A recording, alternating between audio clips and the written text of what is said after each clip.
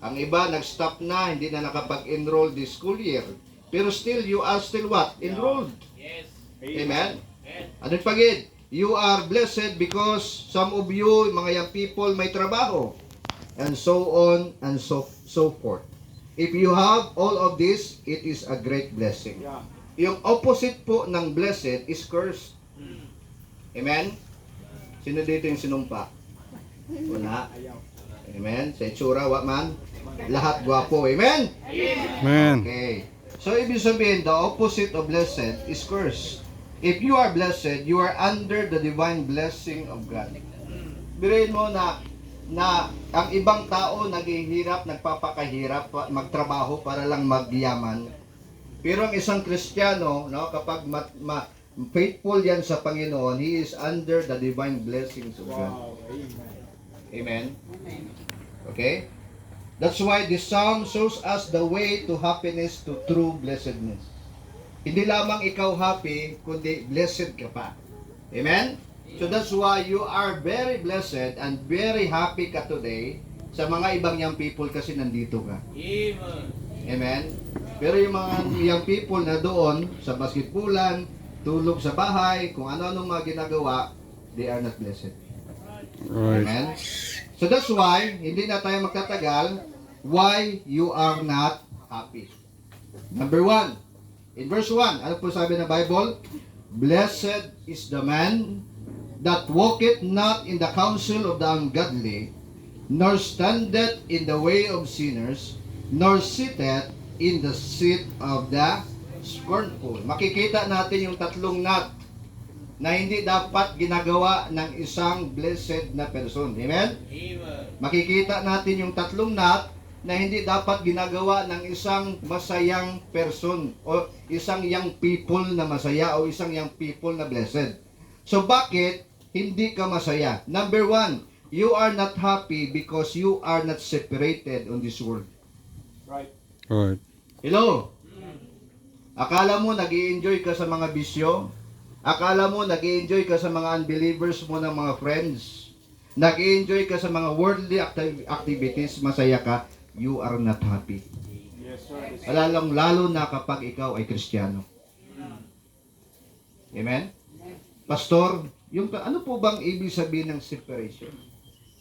Diba? Ngayon, gustong isabatas ng ating ng ibang government official natin yung divorce.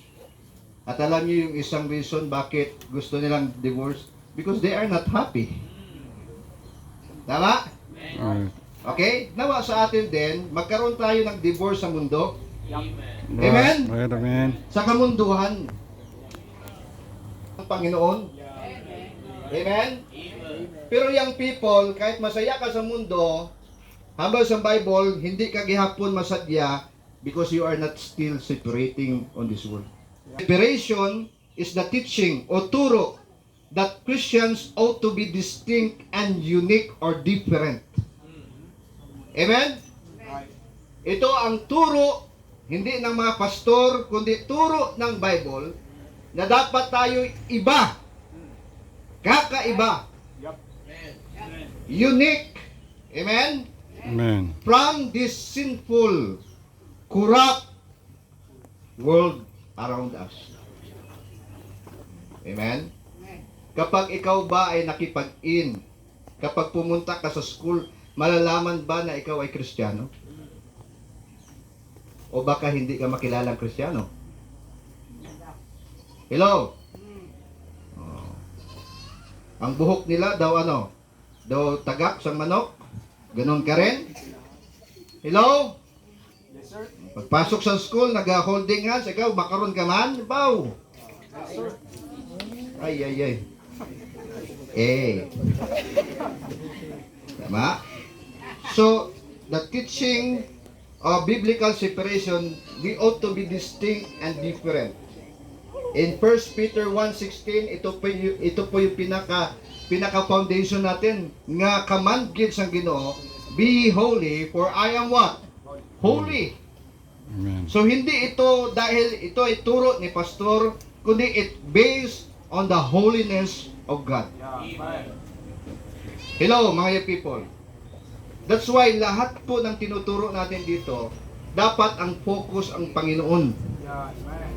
Bakit kailangan tayong umiwas sa mga makamundong bagay, sa mga bisyo?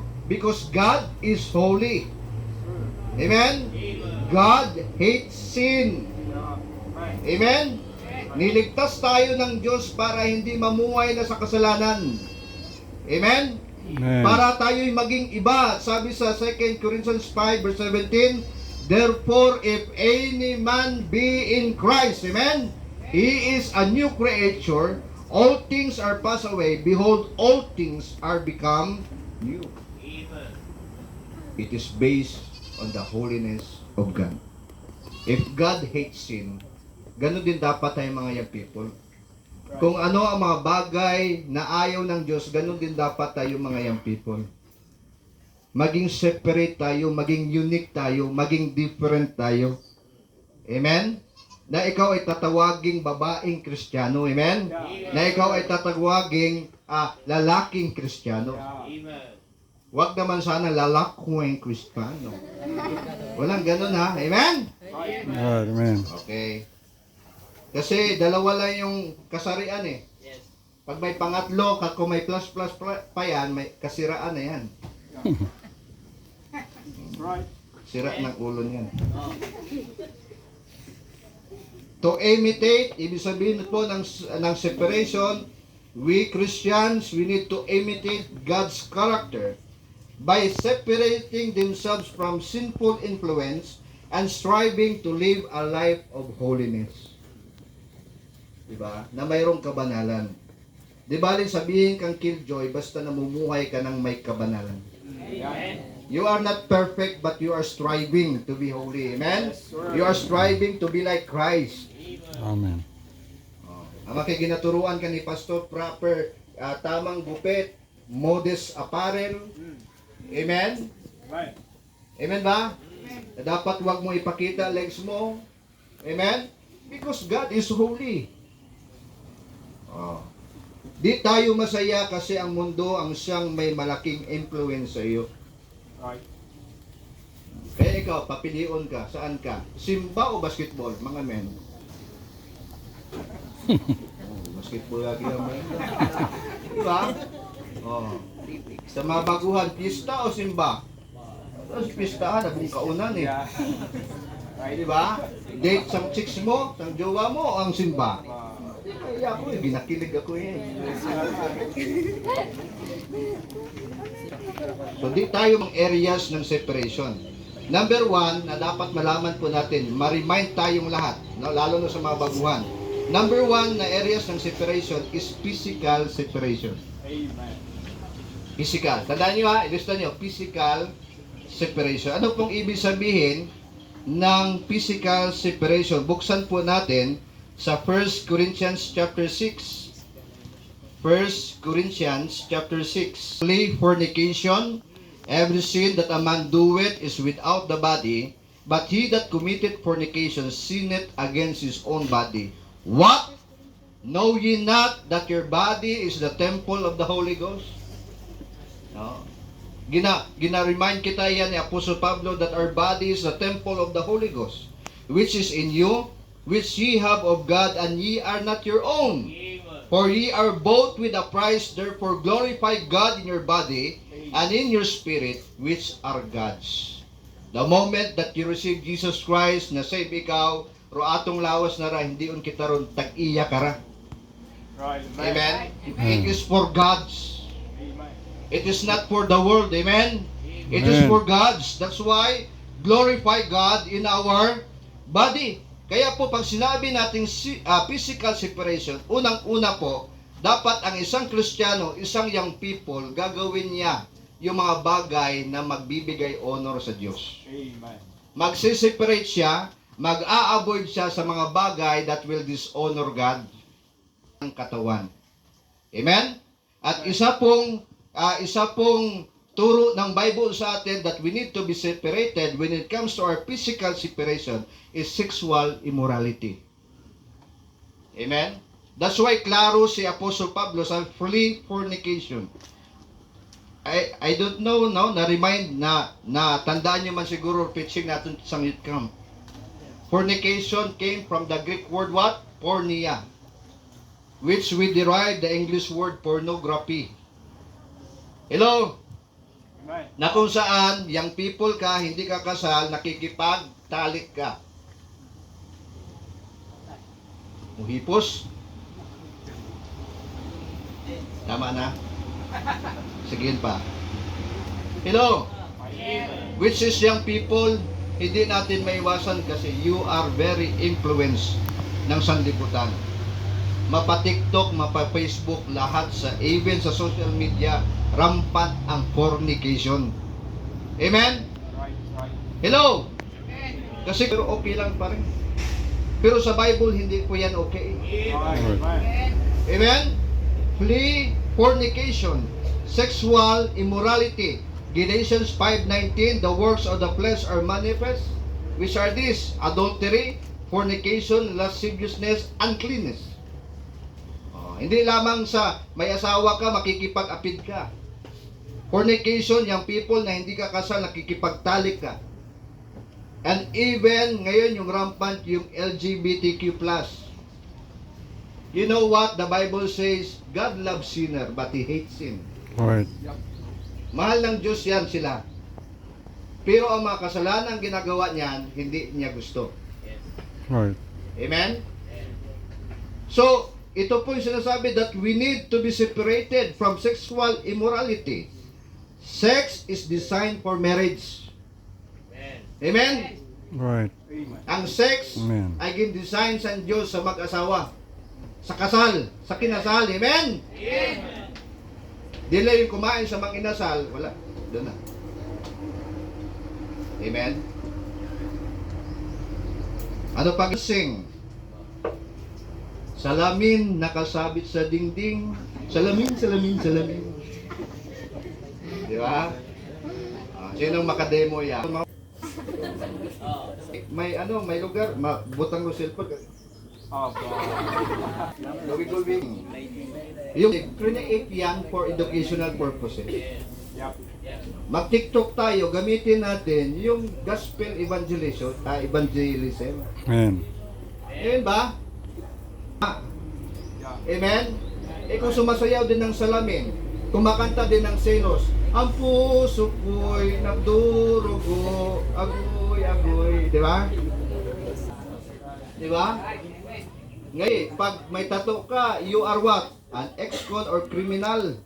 Pero ngayon, ano na? Art na daw. We need to be separated sa mga pagtagay-tagay. Amen? Kumbita. Maski baye, gatagay! Right. Then, wala pa nauya kay Pastor. Ginapos pa, ginamay day pa! Diba? Ano anything else? Alam niyo na to eh, man? Kinawali rin. Kung gusto mo sigarilyo, sungsong pala yung bibig sa tambutso. Sa nawa, hindi ka mag-ubo-ubo. Ang mga substance, katawan, we need to be separated. Amen? And the number 2 areas of separation is relational. Unbelievers, for what 17, ano kita? Wherefore come out from among them and be ye separate. Pastor, okay lang. Ngayon, believer po ako, Pastor. I am a Christian. Oh, not just 1, but 10. Okay ba yun? The Bible says no. Kaya ga, kung may mag-ilak mo, nga unbeliever ka ba, X ka agad. Amen? Amen ba? Sure. Sino nang mature Christian? Sino matagal na dito Christian? Wala. Mary, an immature or professing Christian. Amen? Yeah. Na street choir. Oh, amen. Pastor, babaptize man kami. And then ilang months, nakikibot ako kay wala na. Yun pala, yung young people naming babae, sinagot yun na pala. Ibig sabihin, nawala na eh. Sinagot na eh. Wala na eh. Diba? Kaya mahirap yung mga immature. Ecclesiastical separation. Hindi porke Christian, pwede ka nang umattend. Amen? Ecclesi- Porke ka born again, ecclesiastical or Christian, separation. Number 2. na branch sila, we should have what? There will be separation, especially sa false teaching. Kapag sila ay nagpipreach na si Kristo ay hindi Diyos, you must be separated. Right, amen. Amen? If they teach that salvation is by works, you must be separated from them. Right. Sa mga nagsasamba sa Diyos-Diyosan, sa mga contemporary music. Ano contemporary? Ngayon, sa ibang mga churches, ano na nangyayari? Parang nagiging bar na o sayawan ang simbahan. Parang may mga disco light. Amen? Tapos mga ano pa, nagsasayawan pa dyan. So we must be separated. Amen? But we are praying for them na malaman nila kung anong katotohanan. Amen? Walang, minsan mga young people, hindi ka makapag-reject kasi baka sabihin kang killjoy. Tama? Amen ba? Minsan, ang iniisip mo, pakikisama. Pero ito lang naman yung stand natin eh. Di bali na tawagin kang killjoy, KJ, or lose your friends, huwag ka lang mag-bad testimony. But you must know what is your stand. Huwag kang mainggit. Amen? Because truly, true blessedness and happiness is the one that is separated from the world.